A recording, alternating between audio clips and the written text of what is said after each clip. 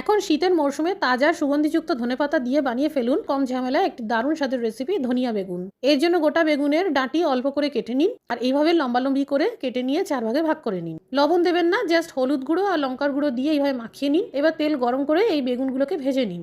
একটু বারে বারে উল্টে পাল্টে ভেজে নিতে হবে আর ভাজার সময় এভাবে ঢেকে রাখতে হবে। এবার অতিরিক্ত তেল সরিয়ে দিয়ে ফোড়নে ভেজে নিন 1 চামচ কালো জিরে, একটা শুকনো লঙ্কা, 5 থেকে 6টা রসুন থেতো করে দিয়ে দিন। হালকা বাদামি করে ভেজে নেওয়ার পর দিয়ে দিন টমেটো পিউরি, 2টো বড় সাইজের টমেটোর ব্যবহার করা হয়েছে।